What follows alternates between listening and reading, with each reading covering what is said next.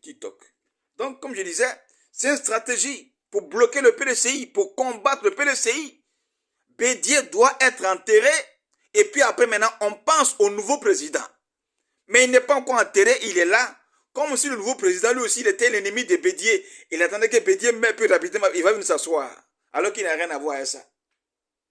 C'est une stratégie. Comme je disais, tant que le mort dans une famille n'est pas enterré, la famille ne sera pas en joie. Il y a une famille biologique et une famille politique. Tant que son corps n'est pas enterré, ni sa famille biologique ne sera dans la joie, ni sa famille politique ne sera dans la joie. Donc c'est pour vous bloquer, vous tous, que son corps est là. Le président, il a été élu, non? Mais dans les difficultés. Ça continue. C'est une stratégie, vous ne savez pas ça. Amen. Voilà. Quatrième révélation par rapport à la mort du président Bédié qui n'est pas encore enterré. Donc, on ne garde pas une chose pourrie dans sa maison, Côte d'Ivoire. On ne garde pas de choses pourries dans sa maison pour respirer, pour fêter. On ne garde pas une chose pourrie dans sa maison pour respirer, pour fêter, pour manger, pour jubiler. Non, on ne fait pas ça. On ne fait pas ça. Si tu fais ça, c'est que tu es un sorcier.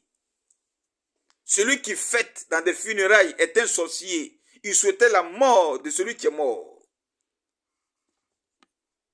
Amen. On continue. Quatrième révélation, comme je disais, ça révèle un blocage, une opposition au PDCI, à sa famille, à la famille des Bédié et au PDCI et diviser la Côte d'Ivoire.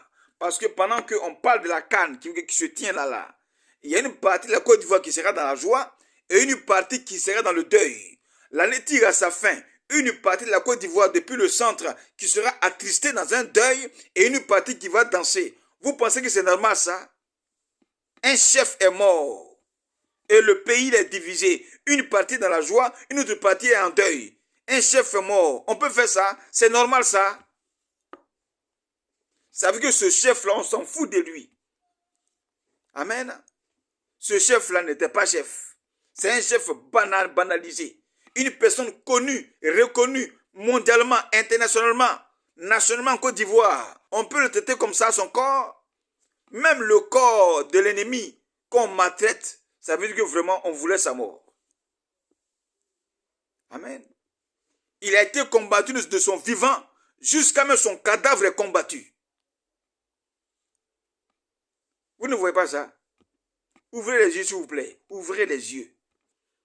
Un mort, un homme de son vivant a combattu jusqu'à il est mort. Mais il est mort, il faut l'enterrer, laisse son corps partir. Tu vas encore combattre son corps pour quelle victoire?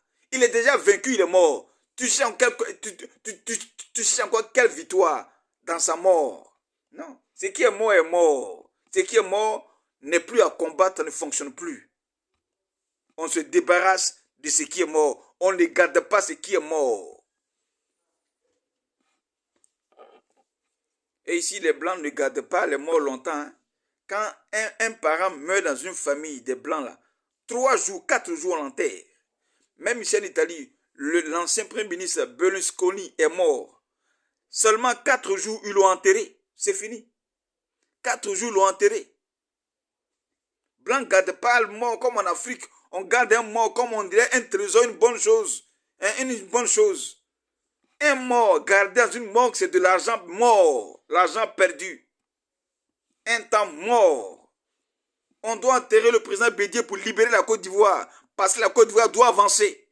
Tant que son corps est là, la Côte d'Ivoire est bloquée. C'est ce que ça veut dire.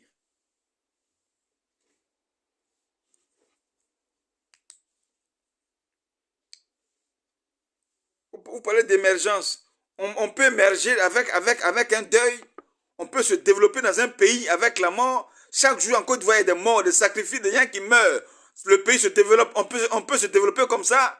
Un pays qui est toujours en train d'enterrer des morts. On peut se développer comme ça. On garde les morts. On peut réussir à se développer comme ça. Non, c'est pas de... Ça, c'est de la sorcellerie. Voilà. Il n'y a que des sorciers qui se réjouissent de la mort de quelqu'un. Il faut être un sorcier pour te réjouir de la mort de quelqu'un. Amen. Alors, cinquième révélation pour finir. La mort du président Bédié. Son corps en décomposition qui n'est pas encore enterré, comme je dis, révèle une division.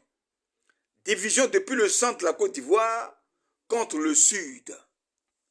Amen. Division dans toutes les parties de la Côte d'Ivoire parce qu'il y a des gens qui l'aimaient. Donc, dans ce temps de fête, de fin d'année et de la canne, il y a un groupe qui fête, il y a un groupe qui est en deuil. Le pays est divisé. Le pays est divisé. C'est pas normal. Bédié n'était pas n'importe qui. C'est un chef.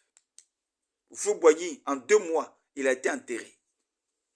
Bédié, nous sommes dans le 4e mois. On va dans le 5e mois, il n'est pas encore enterré. Bédié est plus grand que Houphouët-Boigny. Dites-moi. Le président Bédié, il était plus grand que le président Houphouët-Boigny. Dites-moi.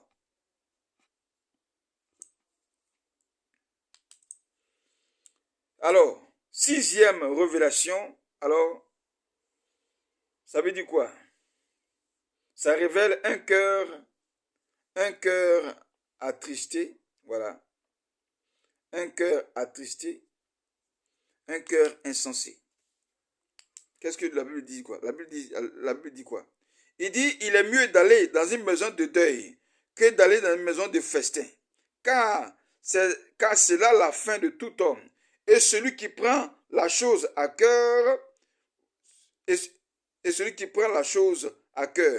mieux vaut le chagrin que le rire, car avec un visage triste, un cœur peut être content. Le cœur des sages est dans la maison de deuil et le cœur des insensés est dans la maison de joie. Le cœur des sages est dans la maison de deuil. Et la Côte d'Ivoire est en deuil. Donc si des gens doivent venir actuellement en Côte d'Ivoire là, c'est les personnes sages, les personnes qui craignent Dieu, les personnes qui ont compassion et qui ont miséricorde, qui doivent venir aux funérailles de Bédié. Mais ceux qui vont dans une maison de deuil et qui transforment une maison de fête, ce sont des insensés, et des gens qui n'ont pas de cœur, des sorciers, des gens qui ont un cœur de pierre. Donc dans ce deuil, où se trouve la Côte d'Ivoire, on organise la canne. Tous ceux qui viendront là, ils auront un cœur insensé. Ceux qui organisent cette canne ont un cœur insensé. Cette coupe d'Afrique là, dans ce deuil là, bien aimé, c'est l'image d'un cœur insensé. En principe, un vrai Ivoirien qui n'a pas de parti pris, qui a un cœur de chair, qui est sensible et qui connaît le sang de la mort, ne doit pas fêter. Tant que le corps de Bédié est encore à la morgue, il ne doit pas fêter. Ni fin d'année, ni la canne. Mais si tu es Ivoirien, tu te mets à fêter, à danser, à jubiler dans ces temps de deuil que traverse Daoukro et la famille du président Bédié et le PDCI et toute la Côte d'Ivoire. Si tu te mets à fêter tant que le président Bédié n'est pas encore enterré, tu es un insensé. Tu seras un Ivoirien insensé. Depuis ceux qui dirigent le pays jusqu'au plus petit, vous serez tous des insensés. Dis la parole de Dieu. Ce n'est pas moi qui le dis, mais c'est la Bible qui le dit. Que actuellement la Côte d'Ivoire est en deuil. Les sages doivent aller en Côte d'Ivoire. La sagesse vient de la crainte de Dieu. Dit la parole de Dieu. Psaume 111, verset 10.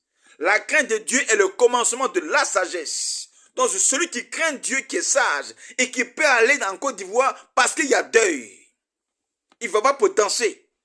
Mais si tu vas en Côte d'Ivoire pour danser, c'est que tu es un insensé. Tu vas en Côte d'Ivoire pour tenir cette canne, tu es un insensé. Tu vas en Côte d'Ivoire, maintenant, dans ce temps de la fin, là, de fin d'année, tu es en train de jubiler à Daoukro, tu es un insensé. Tu es au PDCI, tu jubiles pendant que Bédié n'est pas encore enterré, tu es un insensé. Prions pour la Côte d'Ivoire. Seigneur, je te bénis, tu rends toute la gloire. Je voudrais sceller ces paroles dans le sang puissant de l'agneau. Et que tous ceux qui ont un cœur de pierre actuellement soient frappés par le marteau de la parole. Et que tu donnes, Père, à la Côte d'Ivoire maintenant, éternel Seigneur, de voir, Seigneur, ce deuil-là passer dans l'enterrement éternel. Et que ta gloire qui doit venir dans 2024 arrive. Et que toute la gloire te revienne au nom puissant de Jésus. Amen. Partagez la vidéo. Shalom.